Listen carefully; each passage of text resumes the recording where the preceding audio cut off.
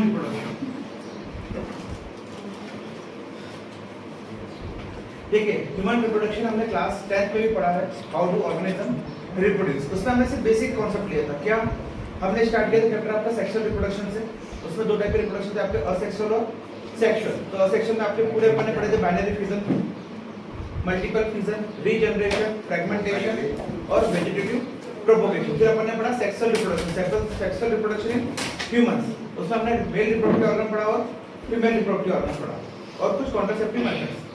इस human reproduction में हमें वही चीजें पूरे डिटेल में पढ़ना है कि रिप्रोडक्शन होता क्या है, कैसे होता है, जेस्टेशन क्या होता है, बेबी का नरिशमेंट कैसे होता है, फ्यूजन कैसे होता है, फ्यूजन होने के बाद फर्स्ट डे से लेकर 9th मंथ तक जो पूरा ड्यूरेशन है वो कैसे होता है, और उसके बाद पोस्ट डिलीवरी।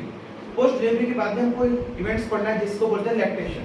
तो आपकी डिलीवरी होने के बाद रिप्रोडक्शन खत्म नहीं हुआ, क्योंकि उसके बाद ही मदर क्या करती है, फीडिंग करती है बच्चे को, जिसको हम क्या बोलते हैं लैक्टेशन पीरियड। तो हमको वो भी पढ़ना है। तो अभी तक हमने जो फ्लावर्स में पढ़ा, फ्लावर में हमने पढ़ा फर्टिलाइजेशन, ठीक है, और अपन ने पढ़ा डबल फर्टिलाइजेशन। अब यहाँ पर भी हमको पढ़ना है यही चीजें जो हमने फ्लावर में पढ़ी, उसी का टेक्निकल पढ़ा हमको किसमें पढ़ना है, मेन में, मतलब एनिमल्स में। और हमें सिर्फ एक ही है ह्यूमन, ठीक है। बाकी चैप्टर नंबर 1 आपका डिलीटेड हो गया, उसमें हमको अर्थों भी पढ़ना पड़ता है, कॉकरोच इन सब भी पढ़ना पड़ता है। तो इस चैप्टर में हमको सिर्फ किसका पढ़ना है, ह्यूमन का, क्योंकि human is a social animal. तो सबसे पहला प्रोसेस जो रिप्रोडक्शन में स्टार्ट होता है दैट इज गैमेटोजेनेसिस। गैमेटोजेनेसिस का मतलब क्या होता है, फॉर्मेशन ऑफ गैमेट्स। गैमेटोजेनेसिस का मतलब क्या होता है, फॉर्मेशन ऑफ गैमेट्स। और इसी को हम क्या बोलते हैं, formation of sex cell.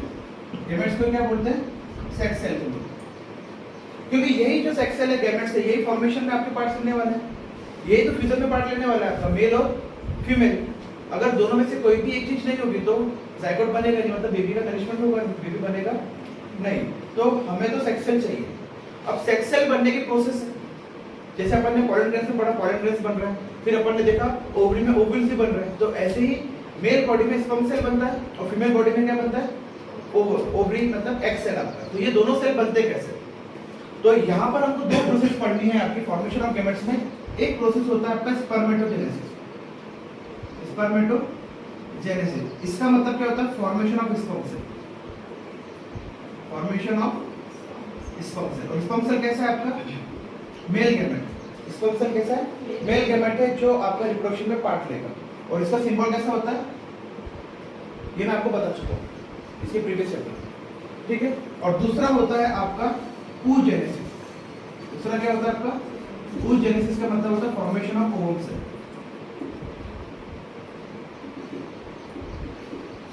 Ovum cell इसी को कहते हैं एग सेल, ठीक है। और फीमेल गैमेट, और क्या है ये आपका, क्या है आपका फीमेल गैमेट, और ये क्या है आपका मेल गैमेट। इसका सिंबल क्या है, तो सबसे पहली प्रोसेस हमको क्या पढ़ना है, गैमेटोजेनेसिस। यहाँ पर हमको दोनों सेल का डायग्राम ही पढ़ना है, स्पर्म सेल का डायग्राम कैसा होता है और ओवम सेल का डायग्राम कैसा होता है। तो सबसे पहली प्रोसेस क्या है रिप्रोडक्शन की, फॉर्मेशन ऑफ गैमेट्स।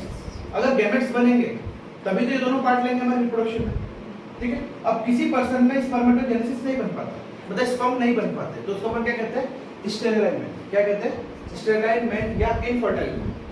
अगर ये ओवम सेल किसी की फीमेल बॉडी में नहीं बन पाता, उसको अपन क्या बोलते हैं, इनफर्टाइल वुमन। क्या कहते हैं, इनफर्टाइल वुमन। तो अगर इनको प्रेगनेंसी होना है तो किस में जाएंगे, आर्टिफिशियल मेथड में, क्योंकि नेचुरली तो बन नहीं रहा है, तो कैसे जाएंगे, आर्टिफिशियली, जिसको अपन क्या बोलते हैं, आईवीएफ, इन विट्रो फर्टिलाइजेशन। तो पहला प्रोसेस समझ में आया, इसको हमको डिटेल में पढ़ना है। मैं आपको सिर्फ ओवरव्यू दे रहा हूँ कि पूरे चैप्टर को पढ़ना है। तो सबसे पहला प्रोसेस क्या पढ़ा अपन ने, गैमेटोजेनेसिस। सेकंड है इसके बाद फर्टिलाइजेशन, नहीं सॉरी, इसके बाद होता है आपका ट्रांसफर, जिसको हम बोलते हैं इंसेमिनेशन। इसके बाद क्या होता है, इंसेमिनेशन। इंसेमिनेशन का मतलब होता है transfer of sperm into female genital tract, into female genital tract, या बोलो तो वेजाइना। तो स्पर्म का ट्रांसफर हो रहा है from male body to female body, ठीक है। इसको क्या बोलते हैं, इंसेमिनेशन। अब इंसेमिनेशन को हम नॉर्मल भाषा में क्या जानते हैं, इसको हम बोलते हैं मैटिंग। ये मैंने पहले बताया था आपको। इसी अक्षर हम क्या आपका फिजिकल कांटेक्ट।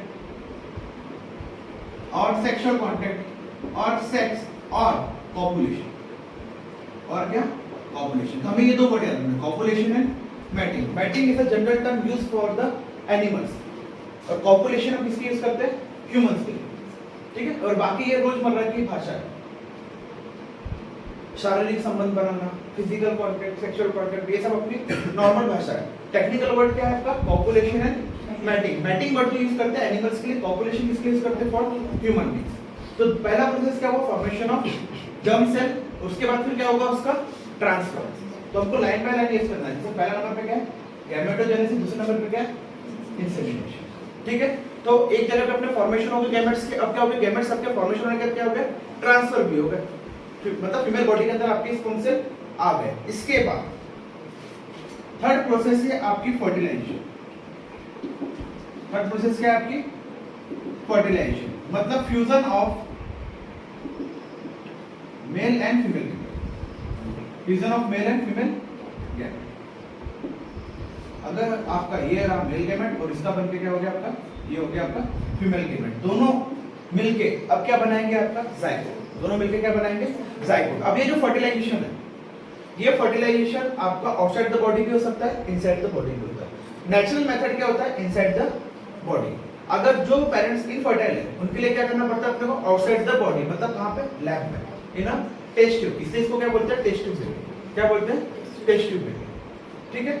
तो ये आपका इंटरनल भी होता है और एक्सटर्नल भी। तो हमको दोनों पढ़ना है, इंटरनली पढ़ना है, पूरा चैप्टर हमारा बेस किस पे, इंटरनली। फिर एक्सटर्नली कैसे होता है वो छोटा सा कॉन्सेप्ट है, ठीक है। आईवीएफ की पढ़ाई के लिए जब आप एमबीबीएस करोगे, एमबीबीएस फुल फॉर्म पता है आप लोगों को, एमबीबीएस का फुल फॉर्म पता है, bachelor of medicine and bachelor of surgery. क्या होता है, bachelor of medicine and bachelor of surgery. ये करने के बाद आप करोगे एमएस गायनेकोलॉजिस्ट। गायनेकोलॉजिस्ट का मतलब होता है स्त्री रोग विशेषज्ञ, मतलब अ डॉक्टर भी supervise in the female reproductive system as well as male reproductive system. तो हम लोग बोलते हैं कि जो एमएस है वो सिर्फ फीमेल का देखता है, नहीं, उसको मेल का भी नॉलेज होता है। इसके बाद एमएस करने के बाद आप 2 साल की और आगे पढ़ाई करोगे, मास्टर्स करोगे, ये मास्टर हो गया। इसके बाद पोस्ट मास्टर्स करोगे, तब आप करोगे, इसमें अलग अलग ब्रांचेस होती है, जैसे आईटीआई, ठीक है।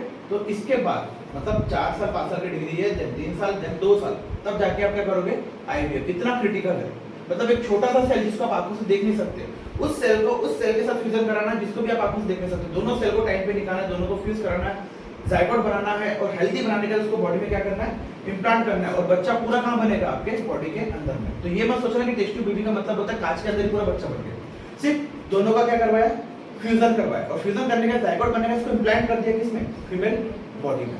आया समझ में? क्यों करते हैं, क्योंकि बॉडी के अंदर ही ग्रो करेगा, आपके टेस्ट ट्यूब के अंदर ग्रो नहीं करेगा। सिर्फ उसका फ्यूजन कहां पर हुआ, लैब में हुआ, टेस्ट ट्यूब में हुआ, इसलिए इसको अपन क्या बोलते हैं, टेस्ट ट्यूब बेबी। अब ये क्यों करते हैं, क्योंकि उनकी जो स्पर्म रेट है वो मोटाइल नहीं होती, उनकी स्पीड ज्यादा है। तो स्पीड ज्यादा का मतलब क्या होता है, जैसे ये आपका ओवरी सेल, ओवरी सेल कैसा होता है ये, और स्पर्म सेल कैसा होता है आपका, इसकी स्पीड इतनी नहीं होती कि उसके अंदर घुस जाए, इसकी वॉल को ब्रेक करके इसके अंदर ऐसे आ जाए। अपन पढ़ेंगे ये प्रोसेस कि क्यों नहीं घुस पाता, क्योंकि इसके ऊपर क्या होगी, बहुत सारी कवरिंग होगी, इसके ऊपर क्या होगी, बहुत सारी कवरिंग होगी, ठीक है। तो नेक्स्ट प्रोसेस क्या है आपकी, फर्टिलाइजेशन। और फर्टिलाइजेशन में क्या हुआ, जैसे फ्यूजन हुआ तो क्या बनता है आपका जाइगोट। क्या बनता है zygote. N cell plus N cell मिलकर क्या बनता है, 2 एन सेल। पहले हैप्लॉइड रहते हैं, फिर क्या बनता है आपका डिप्लॉइड। जाइगोट बनने के बाद, जाइगोट बनने के बाद फिर क्या बनता है आपका एम्ब्रियो। क्या बनता है एम्ब्रियो, ठीक है। अब देखो जब जाइगोट बन गया, जाइगोट बनने के बाद ये जो सेल है ट्रांसफर होकर आता है आपका from fallopian tube to the uterus wall. कहां से आता है, फैलोपियन ट्यूब से कहां पर आएगा आपका, यूटेराइन वॉल में आता है, ठीक है। यूटेराइन वॉल में आके अब क्या होगा, सपोज जैसे ये आपका वजाइना है, यहाँ पर आपका क्या है फैलोपियन ट्यूब है, यहाँ पर आपका एक्सेल रिलीज हुआ, स्पर्म यहाँ जाके क्या हो गया, इसने फ्यूजन कर लिया, यहाँ पर आपका ये 2n बन गया। अब ये 2n यहाँ पर आएगा और यहाँ पे चिपकेगा, या तो यहाँ जाके चिपक गया, समझ यहाँ पे चिपक गया, और इसको न्यूट्रिशन मिलेगा इसी वॉल से, जिसको क्या बोलते हैं प्लेसेंटा।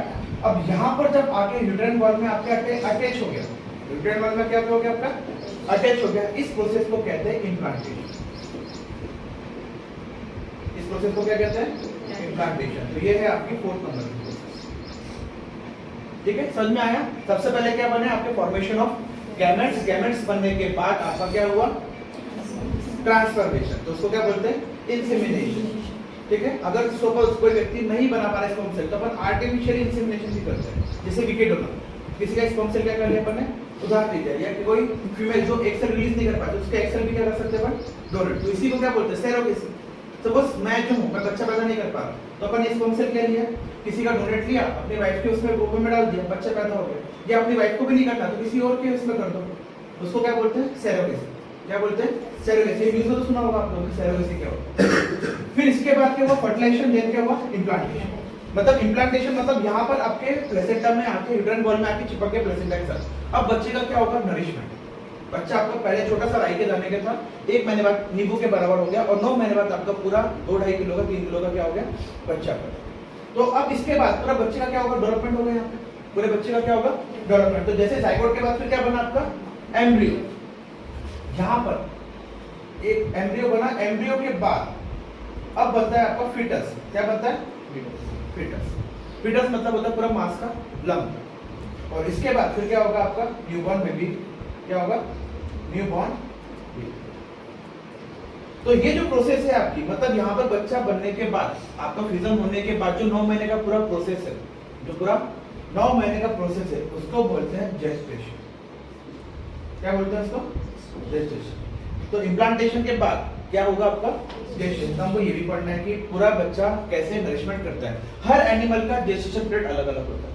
हर एनिमल का जेस्टेशन पीरियड क्या होता है, अलग। जैसे ह्यूमन बींग्स का कितना होता है, 9 मंथ्स का। कितना होता है, 9 मंथ्स। और क्वेश्चन आता है 9 मंथ्स या वीक्स में, तो वीक्स में कितना होता है, 39 4 से कितना होगा, 36। पर एक महीने में 31 दिन होते हैं, पर हमें क्या कैलकुलेट करना पड़ता है, 28 दिन में आपका मेंस्ट्रुअल साइकिल क्या होता है, रिपीट। 28 दिन में मेंस्ट्रुअल साइकिल क्या होता है आपका, रिपीट। तो 2-2 दिन सबके आपके क्या करेंगे, कम कर देंगे। तो क्या होगा, पूरे 12 महीने के कितने कम हो गए, 9 महीने के आपके 18 दिन। 18 दिन बोले तो कितने हो गए, नॉर्मल 3 हफ्ते करीब तो हो गए। तो 34 से 36 वीक्स। कितना, 34 से 36 वीक्स। अब एक क्वेश्चन नॉर्मली जो कंफ्यूज होते हैं, अब बोलते हैं कि इनका 9वां महीना चल रहा है, इनका 7वां महीना चल रहा है, इनका पहला महीना चल रहा है, तो कैसे पता चलता है कौन सा महीना चल रहा है। तो सपोज जैसे कल हमने क्लास में देखा था कि किसी का मेंस्ट्रुअल साइकिल कब आ रहा है, 5 सितंबर को आ रहा है।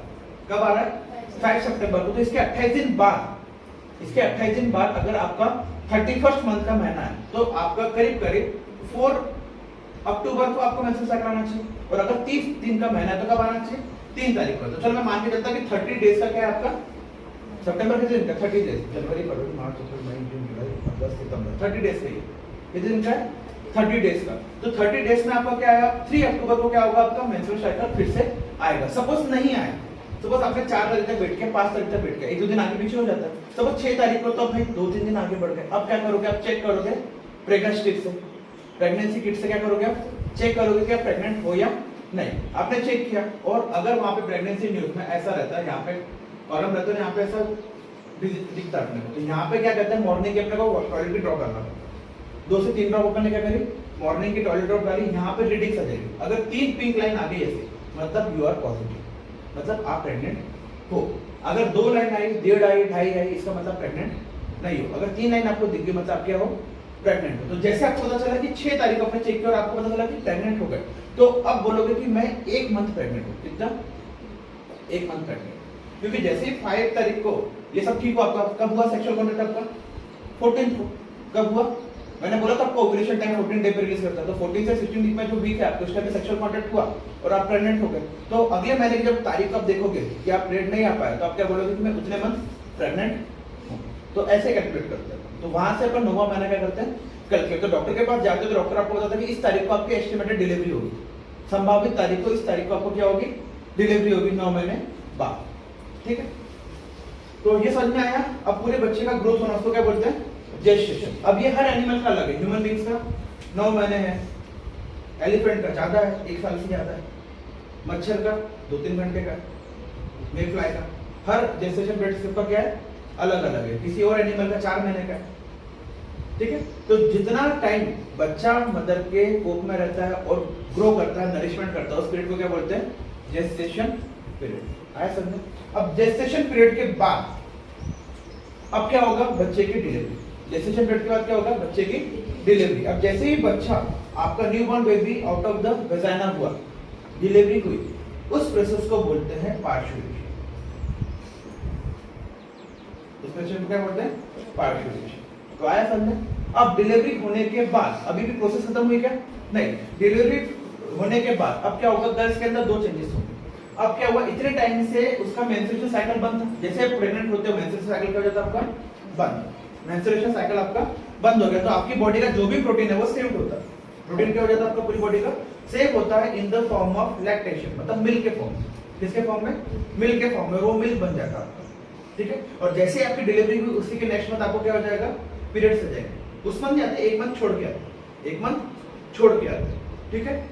अब जैसे ही आपने बेबी को, न्यूबॉर्न बेबी को दूध पिलाना चालू किया, दूध पिलाना चालू किया, क्योंकि हमने पढ़ा है ह्यूमन हेल्थ एंड रिप्रोडक्शन उसमें, ह्यूमन हेल्थ में, कि मदर मिल्क के अंदर क्या रहता है? IgA नाम की एंटीबॉडी रहती है, जिसको क्या बोलते हैं? Yellow blood substance cholesterol. और ये 2-2.5 घंटे के अंदर पिलाना पड़ता है। इनिशियल ब्लड का पिलाना पड़ता है 2-2.5 घंटे के अंदर में, 6 महीने तक कंटिन्यू पिलाना पड़ता है। कम से कम कितने महीने?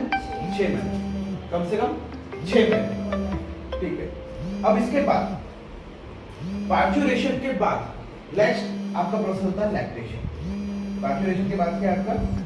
लैक्टेशन, मतलब बेबी को मिल्क फीडिंग करना। बेबी को क्या करना?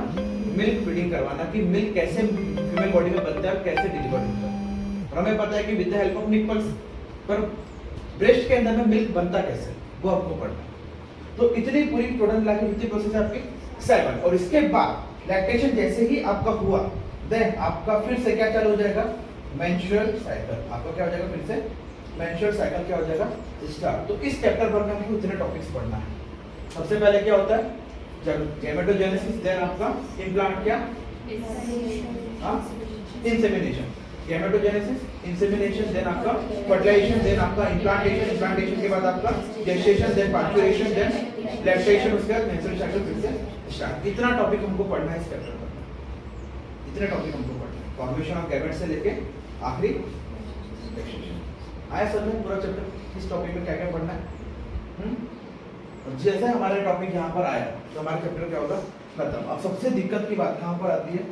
यहाँ पे implantation, get that difficult. Implantation, that gestation, ये थोड़ा सा टेक्निकल है।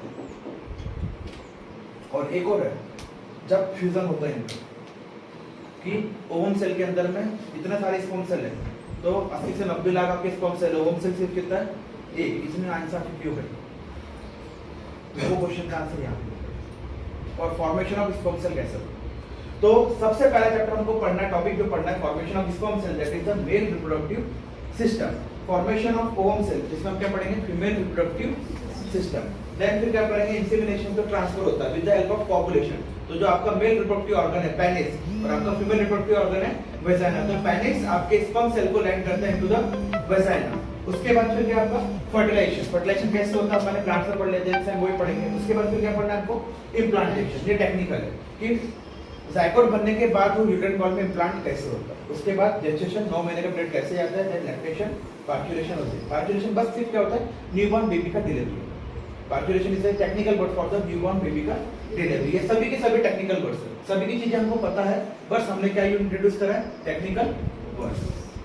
और पेपर में टेक्निकल वर्ड्स ही आते हैं, तो ध्यान से पढ़ना इस चैप्टर को, इंपॉर्टेंट है थ्रू आउट योर लाइफ। ऐसे नहीं क्लास 12 बायो के स्टूडेंट है इसलिए, ठीक है? आप सभी के लिए चैप्टर इंपॉर्टेंट है। अगर ये आपका एजुकेशन नहीं प्रॉपरली, तो फिर आप भटकते रह जाओगे और गलत इंफॉर्मेशन गलत जगह से एक्वायर करोगे, ठीक है? इसके ऊपर तो मूवी बन गई आपके ओ माय गॉड 2, ठीक है? अब क्या होता है? पॉपुलेशन जब होता है तो ये चैप्टर आपको थोड़ा संवेदनशील है, तो please maintain the dignity of the class. अगर आपको कुछ नया सीखना है, अच्छा सीखना है, ठीक है? नहीं तो फिर मैं टेक्निकल वर्ड्स में बोलूंगा, आपको समझ में नहीं आएगा। जैसे मैं यूज टेक्निकल वर्ड्स ही करूंगा, क्योंकि हिंदी वर्ड्स तो बड़ा बेकार है। शारीरिक संबंध बनाना, सेक्स करना, कितना खतरनाक वर्ड है। इंग्लिश में बोलो पॉपुलेशन ऑफ मैटिक, क्या दिक्कत की बात है? कोई दिक्कत की बात नहीं है, ठीक है? तो टेक्निकल वर्ड्स बोलूंगा, पर प्रोसेस आपको समझ में आना चाहिए, ठीक है? तो चैप्टर समझ में आया, पूरा इंट्रोडक्शन क्या है अपना, कि कैसे पढ़ना है, ठीक है? No problem.